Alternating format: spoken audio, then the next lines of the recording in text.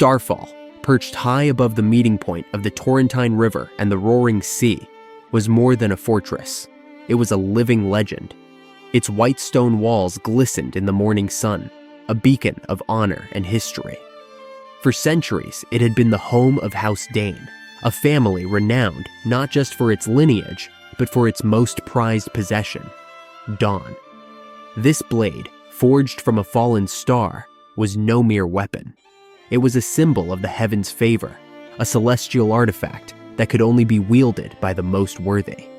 Among those who walked its halls, none embodied its legacy more than Ser Arthur Dayne, the Sword of the Morning. Arthur's story began within these hallowed walls. As a boy, he would often find himself in the Hall of the Morning, staring in awe at the blade that seemed to glow with an otherworldly light. Dawn wasn't just a sword, it was a promise of greatness, of a destiny tied to honor, and Arthur's heart was set on proving himself worthy of it. From his earliest memories, the blade's legend whispered to him, guiding his path. Arthur's journey to knighthood was not handed to him. It was earned through sweat, blood, and relentless determination. While other children played, Arthur trained. The master-at-arms at Starfall, a battle-hardened veteran, saw something extraordinary in the boy, a raw talent paired with an unyielding drive. In the training yards, wooden swords clashed as Arthur pushed himself harder than anyone else, his strikes sharp and precise even at a young age. But Arthur knew that strength alone wasn't enough. He immersed himself in the study of ancient tomes, learning the strategies of legendary commanders and the philosophies that defined a true knight. He understood that knighthood wasn't just about combat. It was about embodying virtues like loyalty, compassion, and justice. His mentors often marveled at his discipline, saying he trained not just to win battles, but to live up to an ideal. Day after day, Arthur's skills grew. Sparring partners found themselves outmatched by his speed and precision, and his dedication became an inspiration to all who witnessed it. Arthur wasn't chasing glory. He was preparing to uphold the legacy of Dawn. The day finally came when Arthur stood before the elders of House Dayne. The air was heavy with anticipation as Dawn was brought forth, its blade shimmering as if touched by starlight. There was no doubt in anyone's mind that Arthur was ready. With solemn ceremony, the blade was placed in his hands, and the title of Sword of the Morning was bestowed upon him. It was a moment that solidified his place in the annals of history. Arthur accepted the honor with humility. To him, wielding Dawn wasn't about personal fame, but about living up to the ideals it represented. He knew the weight of his responsibility, and he bore it with quiet dignity. From that day forward, Arthur was not just a knight. He was a symbol of everything a knight should aspire to be. Word of Arthur's unparalleled skill soon spread beyond the borders of Dorne, reaching even the Iron Throne. King Aerys II himself summoned Arthur to join the Kingsguard, the elite brotherhood sworn to protect the Targaryen monarchy. To don the white cloak was to set aside personal ambitions and dedicate one's life to the crown, a sacrifice Arthur accepted without hesitation.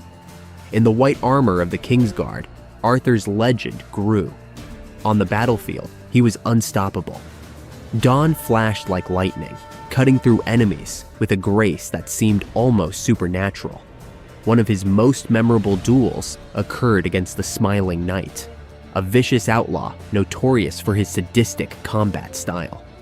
The Smiling Knight's wild, brutal strikes seemed unstoppable at first, but Arthur's precision and discipline soon proved superior. With a swift, calculated movement, Arthur disarmed the outlaw and brought him to his knees.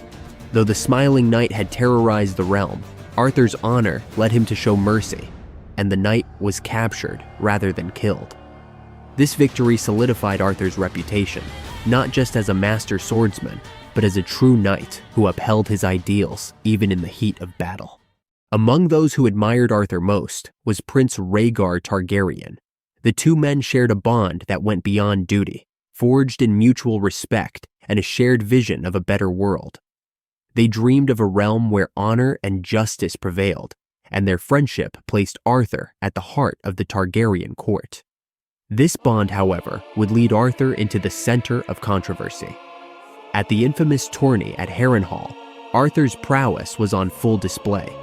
The tourney, with its vibrant banners and roaring crowds, was a showcase of martial excellence, and Arthur's victories were nothing short of spectacular. Yet it was Rhaegar's actions, crowning Lyanna Stark as the Queen of Love and Beauty, that would set the realm on a path to rebellion. Arthur's loyalty to Rhaegar placed him in the eye of the storm, bound by his oaths even as the realm descended into chaos. As Robert's rebellion reached its climax, Arthur found himself tasked with protecting Lyanna Stark at the Tower of Joy. The isolated tower in the Red Mountains became a place of secrecy, tragedy, and legend. Here, Arthur's final chapter unfolded. When Eddard Stark arrived with his companions, it set the stage for one of the most legendary battles in Westerosi history. Arthur, alongside his fellow Kingsguard, stood outnumbered but undeterred.